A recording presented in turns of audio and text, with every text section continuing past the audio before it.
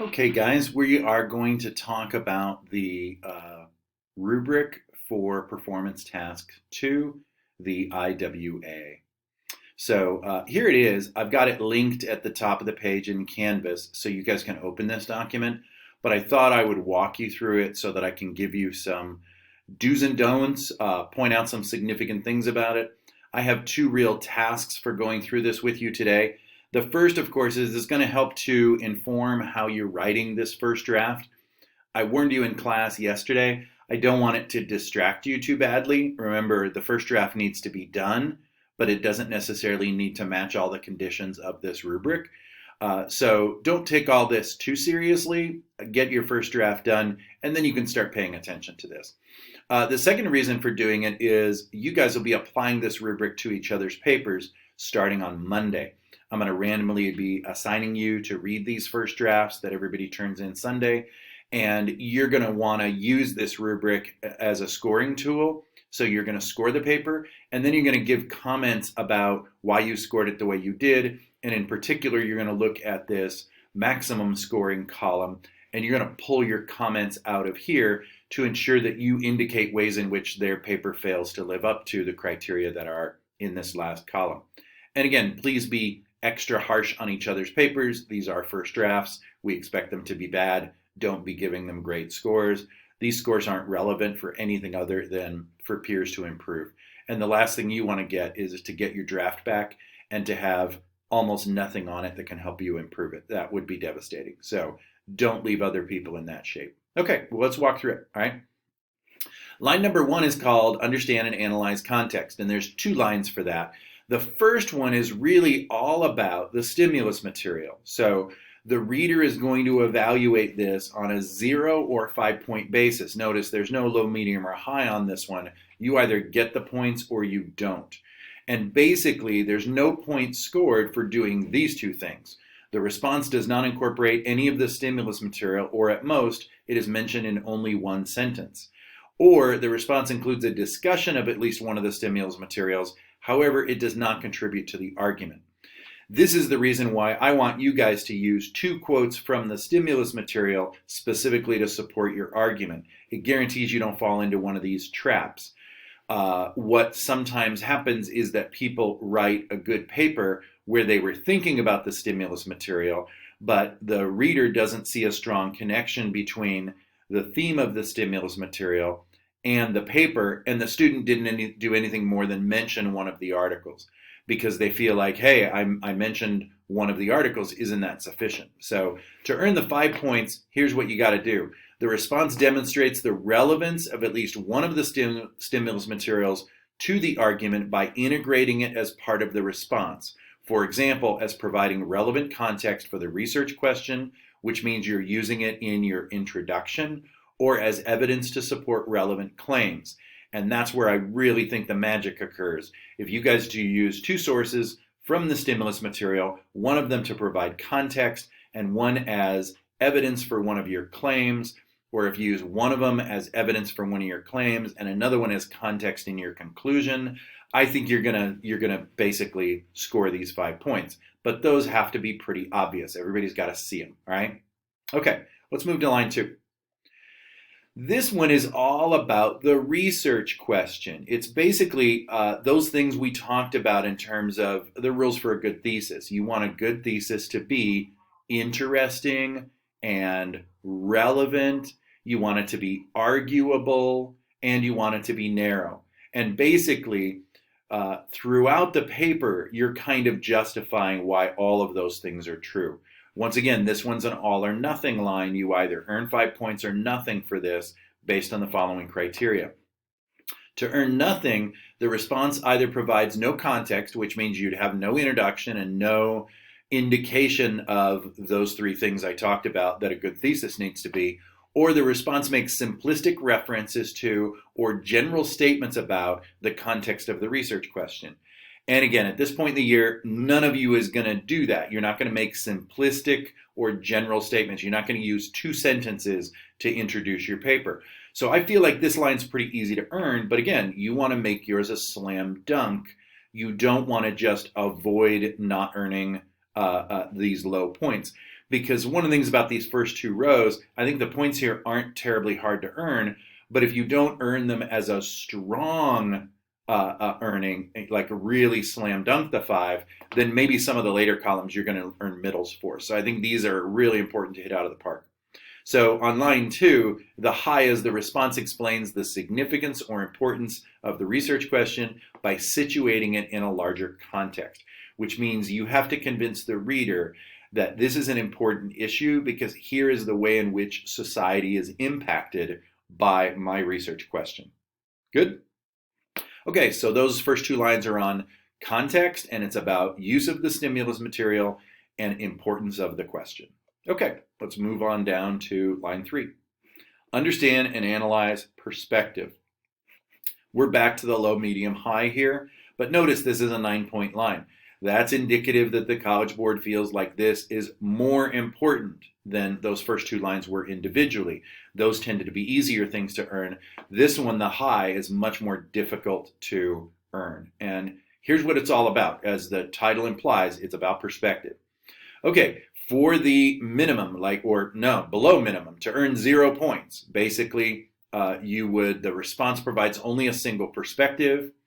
The response identifies and offers opinions or unsubstantiated statements about the different perspectives that may be overly simplified. In essence, this is how you handle perspective. For the medium, the response describes multiple perspectives and identifies some relevant similarities or differences between them. Now, I believe that would be the absolute minimum in order to make your argument. And again, multiple perspectives here. One of the easiest ways to earn the fact that you've done this is to have a counter argument in your paper, because clearly having the counter argument means you've got perspectives, some of them from different standpoints and through different lenses that support your argument, and you've brought in some perspectives that don't support your argument, and that way you've got your multiple perspectives taken care of. I would think at minimum you'd earn a 6 if you have a good counter argument. To earn a 9, the response evaluates multiple perspectives. Notice that word's there.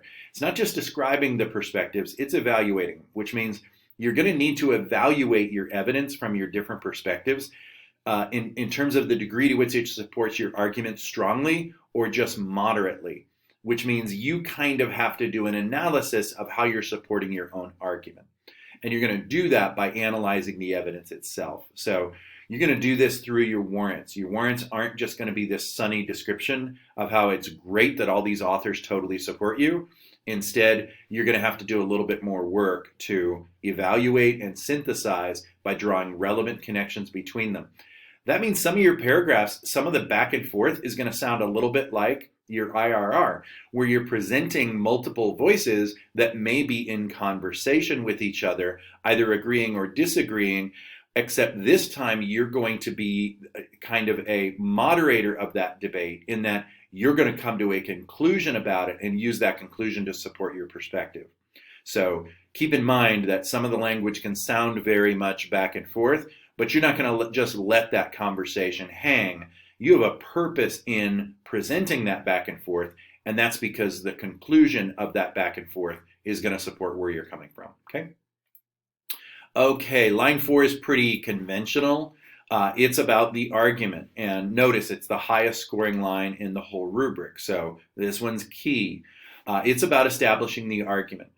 Low, the response provides only unsubstantiated opinions or claims, and that would be you writing an argument where you're basically not using any evidence to support it. It's all your opinion. Or the response summarizes information and employs inadequate reasoning due to minimal connection. So this would be like you trying to inform somebody about something rather than argue towards a perspective, all right? Okay, to earn a medium, which is 8 points, the argument presents a claim with some flaws in reasoning. The response is logically organized, but the reasoning may be faulty or underdeveloped, or the response may be well-reasoned but illogical in its organization. The conclusion may only be partly related to the research question or thesis. The key here is that you've clearly tried to make an argument, but you've done so in a disorganized fashion. This would be if your warranting isn't sufficient. So you have evidence supporting claims, but the alignment is not good, and it leaves the reader confused. Or you're making claims that don't necessarily support your main argument. That is, your argument wanders into territory that it doesn't need to because it makes the paper inefficient and confusing, okay? To earn a high, what does it got to do? The response is a clear and convincing argument. That means it's all aligned. It's not only supported, but it's aligned. Everything points towards the main conclusion. The main conclusion rests on, it's almost like a stool. A stool has 3 or 4 legs, and if you remove them, it makes the stool unsteady. That's what your argument is. Your main claim, your thesis is the stool, and your subclaims are the legs. Each one is essential for supporting the central claim, okay? The response is logically organized, well-reasoned, connects claims and evidence, leading to a plausible, well-aligned conclusion, all right? I think having done the worksheet that you did, this is definitely well within everybody's wheelhouse. Just, as you draft, do a good job, okay? Okay, and then the next page these are a little bit easier to earn. Selecting and using evidence. I think this one's really about numbers. Any evidence presented in the response is predominantly irrelevant and lacks credibility. This has a lot to do with what your bibliography looks like. If it's mostly sources that are non-peer-reviewed journals, it's really hard to score high on this line if you don't have relevant and credible evidence. So I would suggest up to half of your evidence that you use in your paper can come from very credible sources. The response includes mostly relevant and credible evidence, and the response includes relevant, credible, and sufficient evidence to support its argument. What do they mean by sufficient? Well, this is where the numbers come in. I think to earn a 6, you've got to have at least 10 sources in your bibliography, and you have to use them all. I think to score a 9, you've got to exceed 12 to 15. It just comes down to a numbers game. I think the reader looks at your bibliography and it looks at the number of quotes you have. If it's a well-reasoned argument and you're doing a good job supporting it so that you've earned the points on line 4 of the rubric, they just look at the numbers here. If you don't have sufficient evidence, if your bibliography has 6 sources on it, it's going to be super hard to score a 9. Heck, you might not even score the 6. So make sure that your bibliography is deep and broad and that you use most of the things on it. That's why I suggested we start with 15 sources. It's a good number, okay? Okay, and then the last 2 lines are the application of conventions. And you notice the points go back down again to 5 for this. This is all about citation. So it's that you're using a consistent citation style throughout, that your parenthetical references and in-text references are right, and that your bibliography is formatted correctly. No one should ever lose a point for this. That's just laziness on your part. But we're not going to worry about this at all until we get near the final draft. So this isn't something to be concerned with when you first start working on it. You guys might not even evaluate this line next week on the first draft, other than looking at whether you can see things that are inconsistent. All right. And then finally, the last line is grammar and style. So the response has many grammatical flaws, is difficult to understand, or is written in a style inappropriate for an academic audience. Remember, academic writing, you don't use first person. It's not really about your experience. And you got to make sure that your grammar and spelling, word choice, usage is all good. Fortunately, grammar checks and spell checks are going to do a lot towards that. And you can see what the high reads. The response creates variety, emphasis, and interest to the reader through the use of effective sentences and precision of word choice. The written style is consistently appropriate for an academic audience, although it could have a few mistakes of grammar and spelling or style, and they're okay with that. Notice it's only 3 points, and I think everybody should be able to earn at least a 2, probably a 3. Okay? Okay, that's it. Again, there's another rubric for the oral presentation, but we're not going to go through that until we start building our oral presentations.